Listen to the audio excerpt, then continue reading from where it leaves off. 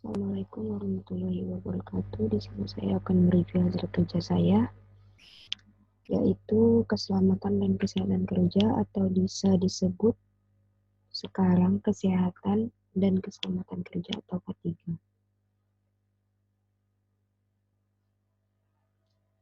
Yang pertama adalah sejarah kesehatan kerja. Pada abad pertengahan sebelum abad ke-19, Georgius Agricola dari Bohemia menemukan pekerja tambang dengan gejala psikologis.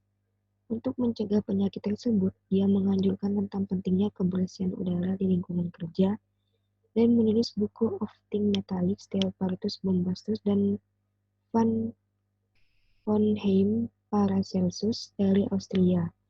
Menyadari hubungan dosis respon antara kejadian penyakit pada pekerja pengecoran logam dan beratnya penyakit, hal tersebut telah menjadi dasar perkembangan disiplin ilmu toksologi. Selanjutnya adalah Bernardino Ramazzini, seorang profesor di Modena, menulis buku yang berjudul A Diatribe on Diseases of Workers yang membahas penyakit yang terdapat di kalangan pekerja.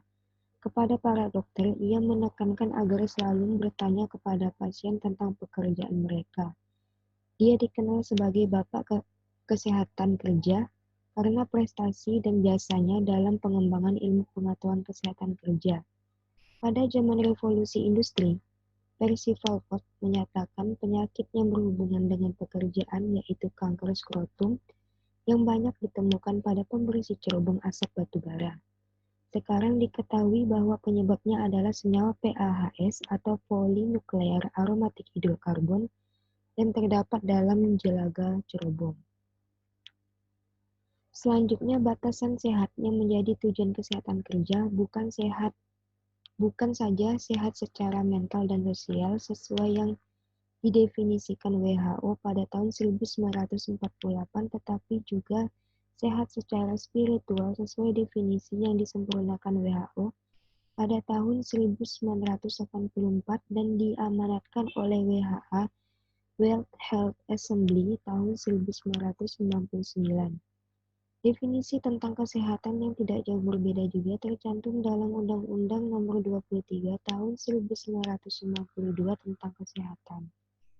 Kesehatan adalah keadaan sejahtera badan, jiwa, dan sosial, memungkinkan setiap orang hidup produktif secara sosial dan ekonomis.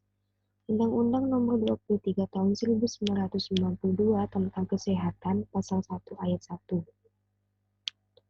Upaya kesehatan yang mengutamakan upaya kuratif dalam jangka panjang bersifat konsumtif, tidak produktif.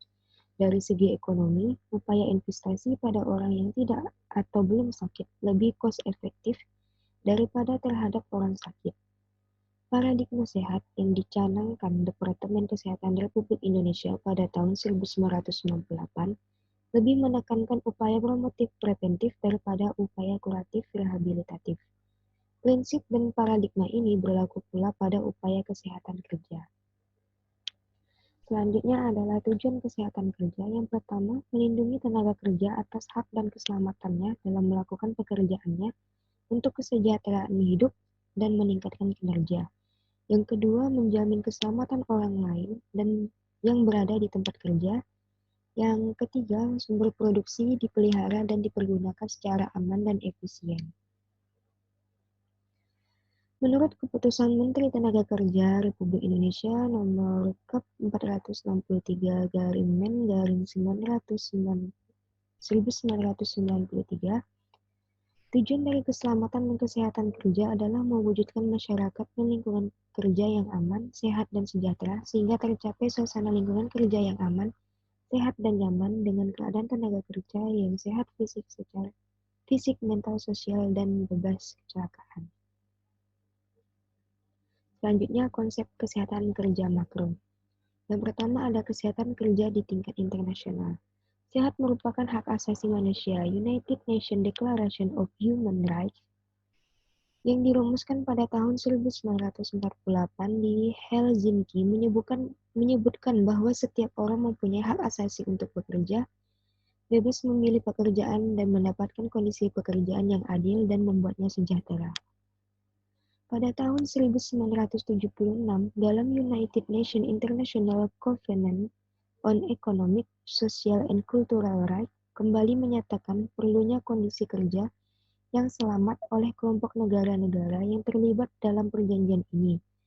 ILO, sebagai organisasi pekerja sedunia, merumuskan tentang pentingnya tempat kerja yang produktif dan layak, atau Productive and Decent Workplace. Di tingkat dunia, terdapat dua badan yang langsung berkaitan dengan pengaturan kesehatan kerja, yaitu International Labour Organization (ILO) dan World Health Organization atau WHO. ILO adalah badan pertama yang dibentuk PBB. Selain mempromosikan keadilan sosial dan hak asasi manusia atau pekerja, antara lain memformulasi hak dan standar kerja minimal bagi pekerja, mengatur hubungan kerja dan akibat yang ditimbulkannya. ILO juga memberikan bantuan teknik dalam bidang K3 dengan menghasilkan konvensi dan rekomendasi yang wajib diratifikasi atau diperundangkan oleh negara peserta PBB. WHO adalah salah satu badan PBB khusus untuk kesehatan yang bertujuan untuk pencapaian derajat kesehatan yang tertinggi bagi semua bangsa di seluruh dunia. Selain ILO dan WHO, terdapat badan-badan dan pemerintah yang mempunyai interest di bidang K3. Antara lain adalah International Commission on Occupational Health atau ICOH dan International Social Security Association atau ISSA. Badan-badan pemerintahan dan non-pemerintahan ini meliputi semua aspek K3, termasuk aspek teknik, medik, sosial, dan legal, yang mencakup berbagai disiplin ilmu, profesi, dan kelompok sosial. Organisasi-organisasi tersebut mempunyai jejaring yang luas, merupakan ajang pertukaran informasi dan pengalaman antar negara. Yang kedua, kesehatan kerja di tingkat nasional.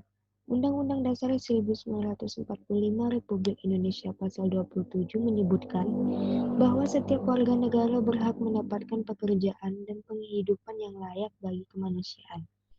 Pekerjaan yang layak adalah pekerjaan yang bersifat manusiawi, yang memungkinkan pekerja berada dalam kondisi selamat dan sehat, bebas dari kecelakaan dan penyakit akibat kerja. Untuk memelihara dan meningkatkan derajat kesehatan pekerja dan kapasitas kerja mereka serta mencegah KAK atau PTK, diperlukan kebijakan nasional dengan upaya promotif dan preventif, mereduksi atau mengeliminasi faktor risiko. Hal tersebut akan memperbaiki status kesehatan pekerja, kondisi kerja dan lingkungan kerja, dan pada gilirannya reduksi biaya kesehatan serta biaya produksi. Bila upaya perlindungan tersebut gagal, maka diberlakukan peraturan perundangan untuk memberikan jaminan kuratif dan rehabilitatif, serta kompensasi bagi pekerja yang menjadi korban kecelakaan kerja atau penyakit terkait kerja, work-related diseases. Selanjutnya, di tingkat nasional dikenal Dewan Keselamatan dan Kesehatan Kerjaan Nasional (DKKKN). Anggota Dewan terdiri dari 30 orang. Unsur pekerja diwakili oleh Serikat Pekerja Buruh, pengusaha oleh Asosiasi Pengusaha, sektor pemerintah diwakili oleh Departemen Perdagangan, Departemen Pertanian, Departemen Perhubungan, Departemen Kesehatan, Departemen Pekerjaan Umum, Departemen Perindustrian, Departemen Kehutanan, Departemen Energi dan Sumber Daya Mineral, Badan Tenaga Nuklir Nasional. DK3N merupakan organisasi non-profit yang berfungsi memberikan masukan kepada Menteri Tenaga Kerja dan Transmigrasi dan organisasi dalam pembinaan norma-norma ketenagakerjaan di bidang K3. Pada awal tahun 2007 ini, DK3N telah berhasil merumuskan visi misi kebijakan strategi dan program kerja keselamatan dan kesehatan kerja K3 nasional. Dalam melaksanakan pembinaan norma-norma kesehatan kerja, Departemen Kesehatan berfungsi memfasilitasi antara lain dengan cara menetapkan norma, standar serta petunjuk praktis, menyediakan infrastruktur, fasilitas, dan sumber daya manusia dalam pelayanan kesehatan kerja, terutama di ranah publik. Sedangkan Departemen Tenaga Kerja dan Transmigrasi berfungsi mengawasi pelaksanaannya di lapangan. Selain itu, terdapat beberapa departemen teknis lain yang turut mengatur dan mengawasi pelaksanaan K3 di bidangnya, antara lain Departemen Energi dan Sumber Daya Mineral, Departemen Perhubungan, dan Departemen Pekerjaan Umum. Yang ketiga, kesehatan kerja di tingkat perusahaan. Pemberi kerja wajib menciptakan kondisi dan lingkungan kerja yang sesuai standar, memotivasi pekerja bekerja sesuai standar operating procedure, menjamin kesehatan, keselamatan, dan kesejahteraan pekerja.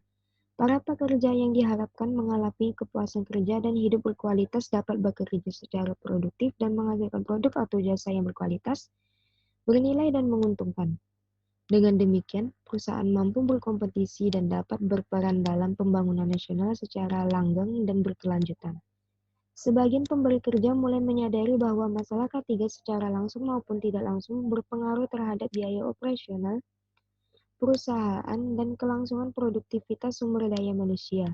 Mereka menganggap melaksanakan kesehatan dan keselamatan kerja merupakan kebutuhan. Para pekerja membutuhkan pekerja yang sehat dan produktif, sehingga mereka menentukan kesehatan dan keselamatan sebagai pilihan. Perusahaan seperti ini dinyatakan telah memiliki budaya K3.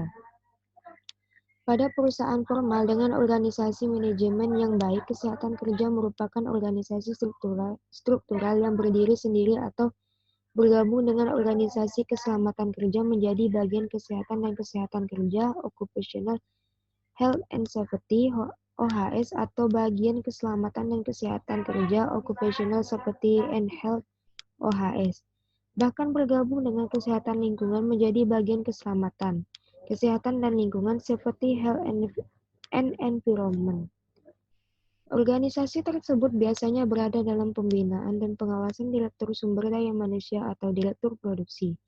Infrastruktur pelayanan kesehatan kerja yang bersifat kuratif dan rehabilitatif dapat berada di dalam perusahaan atau outsourcing.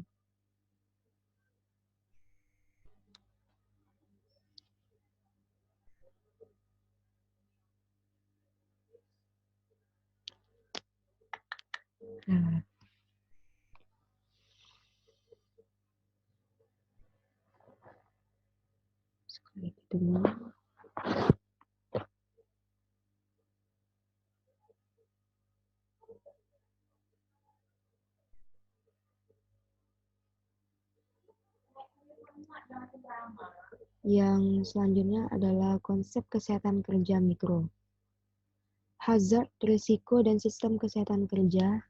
Dari sudut pandang kesehatan kerja, sistem kerja mikro mencakup 4 komponen kerja, yaitu pekerja, lingkungan kerja, pekerjaan, perorganisasian pekerjaan, dan budaya kerja. Setiap komponen kerja mempunyai sumber atau situasi yang berpotensi menimbulkan kerugian bagi kesehatan pekerja. Hal tersebut dapat berupa luka atau gangguan kesehatan. Sumber atau situasi yang potensial tersebut dikenal sebagai hazard atau faktor risiko yang dapat berupa 1. Hazard tubuh pekerja, 2. Hazard perilaku kesehatan, 3. Hazard lingkungan kerja, 4. Hazard pekerjaan berupa faktor ergonomik, 5. Hazard perorganisasian pekerja, 6. Hazard budaya kerja berupa faktor psikososial. Pada kondisi tertentu, hazard kesehatan dapat menjadi nyata dan menimbulkan luka atau gangguan kesehatan. Peluang hazard kesehatan untuk menjadi kenyataan disebut sebagai risiko yang diukur dengan konsekuensi dan peluang kejadian konsekuensi tersebut. Risiko semakin besar jika konsekuensi gangguan kesehatan yang ditimbulkan berat, peluang atau frekuensi kejadian tersebut kerap. Sistem kesehatan kerja merupakan kegiatan pengendalian risiko kesehatan yang mencakup rekognisi hazard, penilaian risiko, dan intervensi risiko. Sistem kesehatan kerja dibangun di atas 4 komponen yang sama, dengan melakukan serangkaian upaya kesehatan kerja agar setiap komponen menjadi sehat dengan mengenal atau rekognisi hazard yang bersumber dari satu perilaku hidup, perilaku pekerja, kapasitas kerja, dan status kesehatan pekerja. Yang kedua, lingkungan kerja. Yang ketiga, pekerjaan. Yang keempat, perorganisasian pekerja dan budaya kerja. Selanjutnya, menilai besar risiko masing-masing hazard atau faktor risiko, dan dilanjutkan dengan intervensi berupa upaya meniadakan atau meminimalkan risiko yang ditimbulkannya. Yang kedua, ruang lingkup kesehatan kerja. Kontribusi kesehatan kerja dalam sistem kerja yang utama adalah satu, mempertahankan meningkatkan derajat kesehatan dan kapasitas kerja fisik pekerja. Dua, melindungi pekerja dari efek buruk lingkungan, pekerja, dan perorganisasian pekerjaan dan budaya kerja. Pelayanan kesehatan kerja yang difokuskan dalam upaya promotif dan preventif seperti yang tercantum dalam definisi Komisi Gabungan ILO atau WHO pada tahun 1950 dan 1995. Hal tersebut terutama ditekankan pada upaya peningkatan atau promosi dan pencegahan penyakit. Pelaksanaan kesehatan kerja di Indonesia bersifat komprehensif yang mencakup upaya promotif dan preventif serta mencakup pula upaya kuratif dan rehabilitatif atau objek empiris ilmu kedokteran kerja. Hal tersebut sesuai dengan kewajiban peraturan perundang-undangan di Indonesia atau Permenaker Trans dan Koperasi Nomor 403/Men/1982 tentang pelayanan kesehatan kerja dan Undang-Undang Nomor 13 Tahun 2003 tentang Ketenagakerjaan. Selanjutnya, ruang lingkup untuk fungsi pokok pelayanan kesehatan kerja yang komprehensif meliputi 6 area promotif dan preventif ditambah 1 area kuratif dan rehabilitatif. Yang pertama, penempatan pekerja pada pekerjaan atau jabatan yang sesuai dengan kapasitas kerja dan status kesehatannya merupakan upaya preventif. 2. Promosi kesehatan di tempat kerja atau PKDTK untuk meningkatkan derajat kesehatan dan kapasitas kerja serta pencegah penyakit merupakan upaya promotif dan preventif. 3. Perbaikan lingkungan kerja merupakan upaya preventif. 4. Perbaikan pekerjaan merupakan upaya preventif.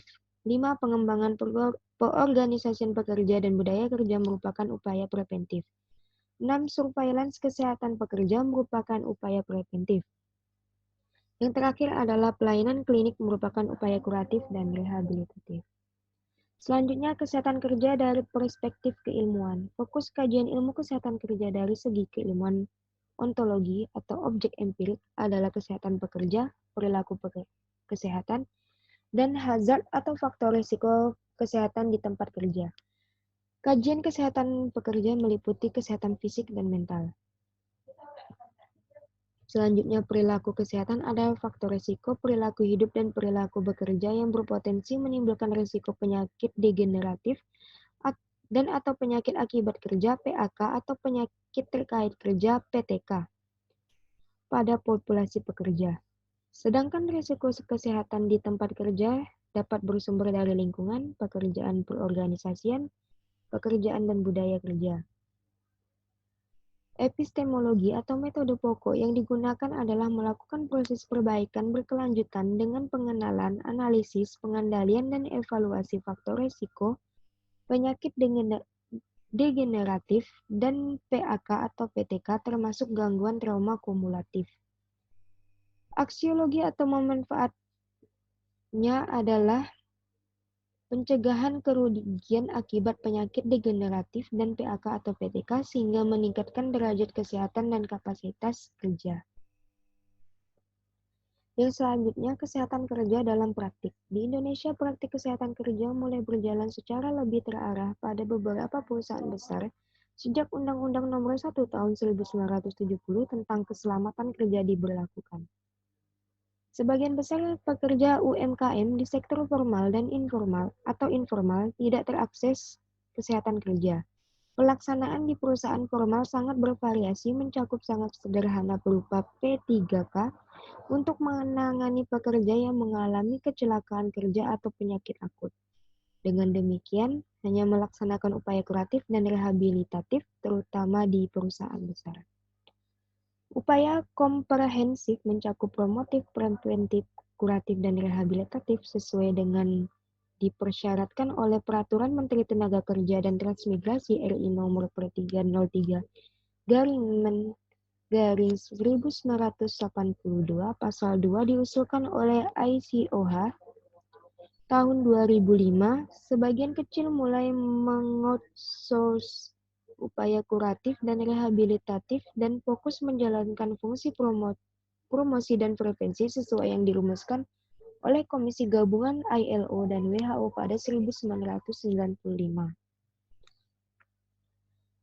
Selanjutnya, isu terkini dalam praktik kesehatan kerja di Indonesia antara lain meliputi perkembangan kebutuhan peningkatan koordinasi dan sinergi antar pengambil, 2. Kebutuhan pada harmonisasi peraturan perundang-undangan dan sistem informasi atau pelaporan kepada instansi terkait yang lebih terarah dan tidak tumpang tindih.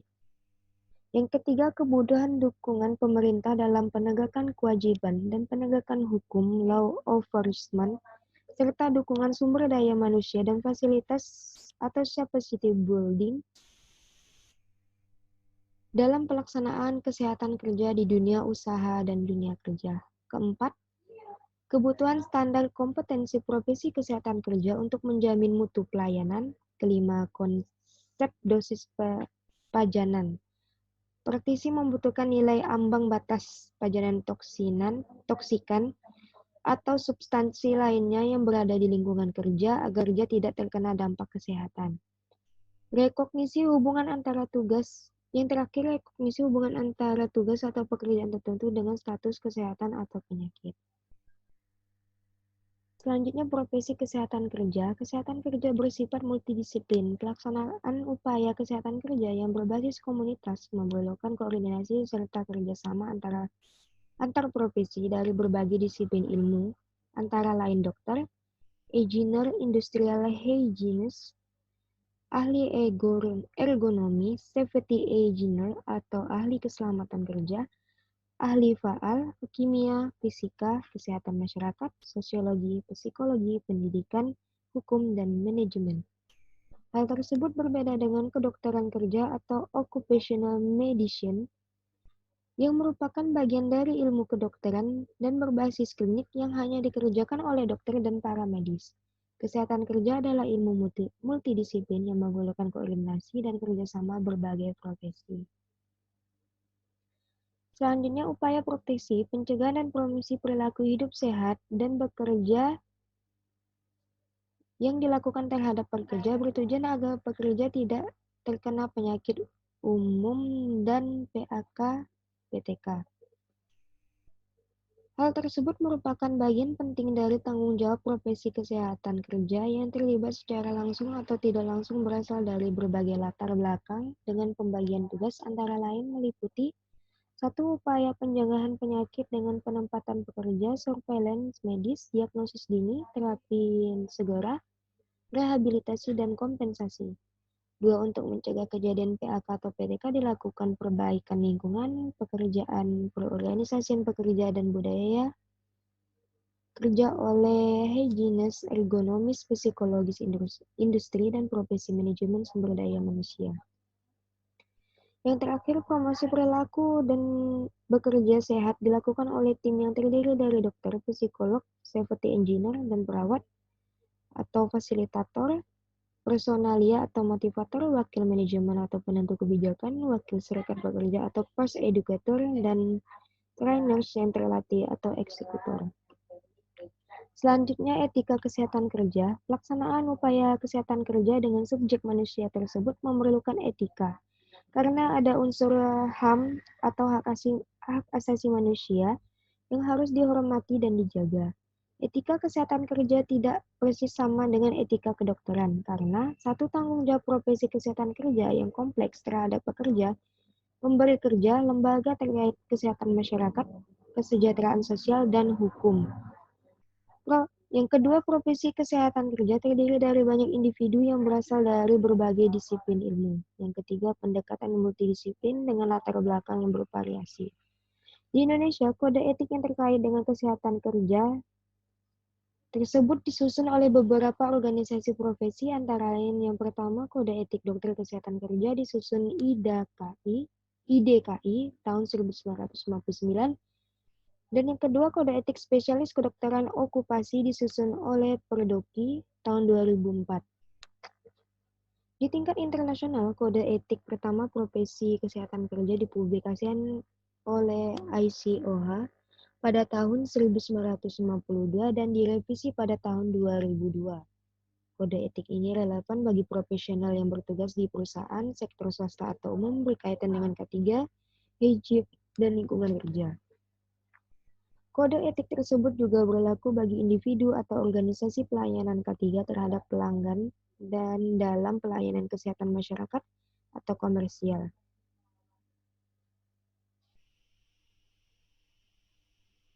Selanjutnya, prinsip etika dan nilai dalam kode etik ICOH tersebut mencakup satu, kesehatan kerja bertujuan memberikan pelayanan kesehatan dan kesejahteraan sosial bagi pekerja, individu atau kelompok. Praktik kesehatan kerja harus berdasarkan standar tertinggi profesi dan prinsip etika. Yang kedua, kebijakan dan program kesehatan pekerja melindungi kehidupan dan kesehatan pekerja, menjunjung HAM dan etika berintegritas, tidak a priori, menjaga kerahasiaan dan privasi pekerja. Yang ketiga, bebas berkarya sebagai ahli dalam menjalankan fungsi kesehatan kerja. Sekian review saya tentang kesehatan dan keselamatan kerja. Jika ada salah-salah kata atau yang kurang jelas dan mungkin salah dalam penyebutan, saya mohon maaf. Terima kasih. Wassalamualaikum warahmatullahi wabarakatuh.